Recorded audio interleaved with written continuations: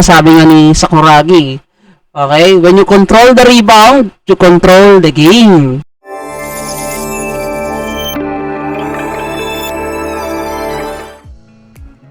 Ayan, isang magandang araw sa inyong lahat. Welcome na naman po dito sa Bright Mind. Ayan. So, panibagong topic ulit yung ating pag-uusapan. By the way, nasa second quarter na po tayo. And welcome po sa ating topic, which is basketball. Okay, so yung next naman natin pag-uusapan na skill is yung tinatawag natin shooting. Okay, so simple naman to na pag sinabi natin shooting, ito yung paghagis ng bola going to the net or going to the rim. Diba? Which is ang goal mo lang naman dyan is ma-shoot. Okay, gano'n lang kasimple yan. So technically, when you say shooting, pinapractice po ito. Hindi lang ito basta tamang pagbato. Meron tamang form, may tamang angulo, tamang style and strategy kung kailan ka mag-start gumamit ng skill na tinatawag nating shooting. Diba? Pero isa yan sa mga dapat mastering mo para maging efficient ka sa basketball.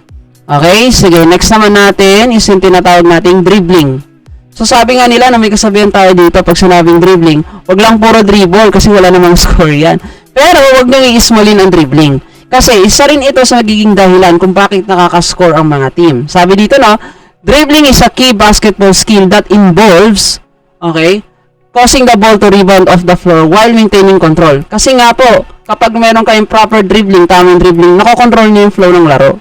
And syempre, mas mataas ang chance ang makakuha kayo ng points kasi nga nasa possession ninyo yung bola. Okay, ganun yan sa purpose ng dribbling. Okay, next. Okay, passing. Ilan naman to sa isa po ito sa next skill na kailangan malaman ng bawat player at sa mga student or learner natin na interested maglaro.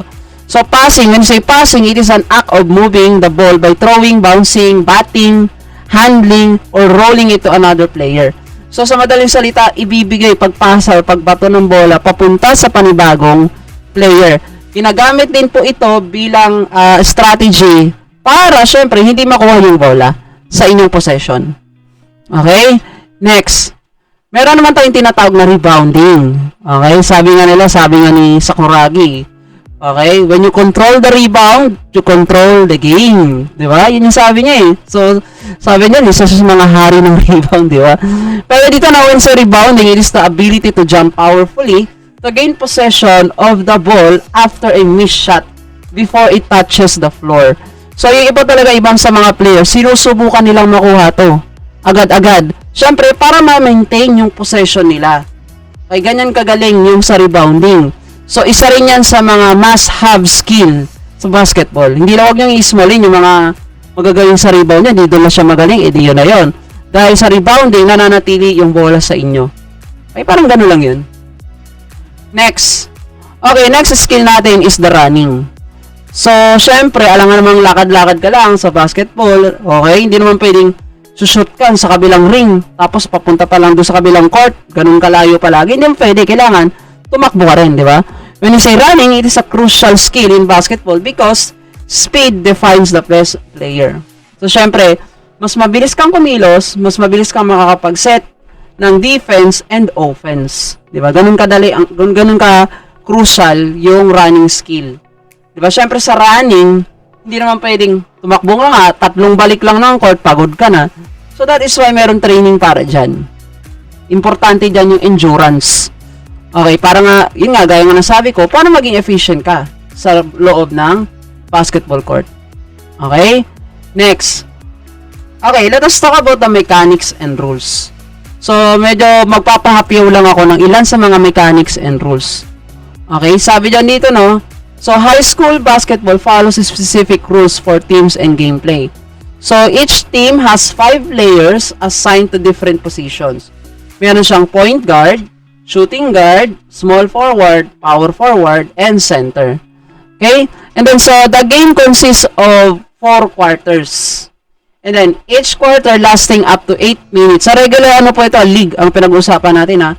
With 4-minute overtime periods if the score is tied. Ayan. So, sa iba, sa PBA yata, 5 minutes. So, sa international, ang nakalagay dyan, 4 minutes daw. Correct me if I'm wrong na lang, ha? Okay, unlike professional league, high school basketball does not use a shot clock. Okay, so allowing teams to control possession freely. So, kung non-pro ang laro ninyo, so, hindi na kailangan ng shot clock. Kung non-pro, ha? Pero sa pag-pro kasi, kailangan meron tayong shot clock na tinatawag. Okay, next naman natin is court dimensions and foul. Okay, so yung basketball court kasi meron tong standard sukat na 94 feet by 50 feet. So yung habang ang high school 3-point naman is 19 feet 9 by 9 inches. 9 inches naman yung layo nito sa basket. So I think na-update na to. 'Di ba? You may try to search na lang. Pero dito sa Philippines, alam ko sinusundan pa rin tayo. Okay, and then yung free throw line naman is merong 15 feet mula sa hoop.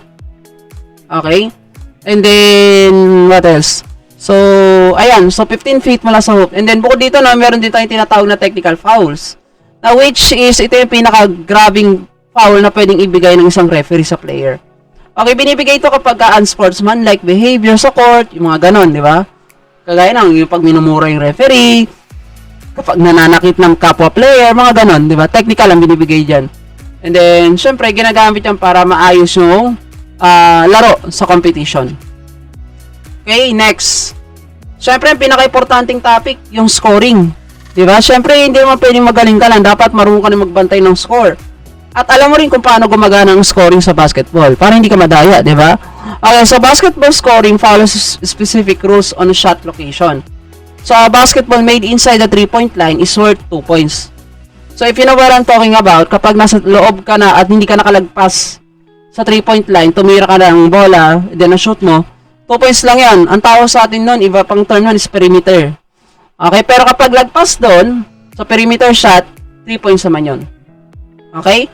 So, each free throw is worth 1 point. So, kapag free throw, kunyari, na-foul ka, mag-free throw ka, 1 point yun. Okay, and then each end players fouled while shooting beyond the arc receive 3 free throws. Beyond the arc, pag sinabing na 3 free throw line ka, then na-foul ka, meron kang another 3 free throw. Kapag hindi pumasok ka, pero pag pumasok, 1 na lang yata, if I'm not mistaken. So, if a player makes the basket while being fouled, the points count plus an extra free throw. So, yun na nga yung sinabi ko. Okay, next. Ayan. Malapit na tayo matapos. Okay. Dribbling mechanics. Sabi dito, no? Dribbling mechanics in basketball require keeping the ball low and close to the body. So, bakit kailangan yung bola daw mababa and malapit sa katawan mo? Why? Because it helps prevent defenders from easily stealing it. Siyempre, para hindi ka agad maagaw. Okay? Proper dribbling enhances control, allowing players to maneuver effectively on the court while maintaining possession. So, yun yung sabi ko kanina, di ba? Huwag niyong smallin yung dribbling skills ng iba yung teammate. Kasi dahil sa kanila, nananatili yung bola sa inyo. Parang ganun yan. Okay. Next. Shooting mechanics. To properly shoot a basketball, okay? Shooting mechanics, sabi dito, shooting mechanics involve proper stance and positioning. So, players should stand with the feet shoulder width apart, ensuring balance and accuracy when aiming for the basket. So, correct foot placement helps maintain stability. So, ang sinasabi dito, no, kapag tama yung form mo ng pagtira, which is ito yung tinuturo ng mga coaches, magagawa mo ma-shoot yung bola nang walang kahirap-hirap. Which is, ang example natin dito si Stephen Curry. So, alam niyo naman, nasa tuwing titira siya, talagang lagi yung form niya consistent. Halos hindi nagbabago. Okay? So, meron ako sa inyo ipapanood na video, dapat. Pero for the sake of, syempre, para hindi tayo makopyright, yung link na to is, i-upload ko na lang din, or ilalagay ko dyan sa ating description sa baba. You may try to check it. So, ano yan? Yung summary or animation ng lesson na to. Okay? Kasi masyadong maigsi yung oras dito. Hindi ko naman pwedeng lahat ilagay dito. Okay? So, for the detailed explanation about, most specifically yung rules and regulation, kung paano talaga nilalaro in actual yung basketball. Okay? So, I think that concludes my discussion for this video. Ayan. So, I hope, larong-lalo na sa mga current student ko this school year. So, sana meron kayo natutunan at sana napanood nitong lesson na to. Kasi this will serve still as your reviewer pa rin naman. Okay, so, thank you so much sa pakikinig at sa panunood. See you po sa ating next video, sa next lesson. Okay, bye-bye!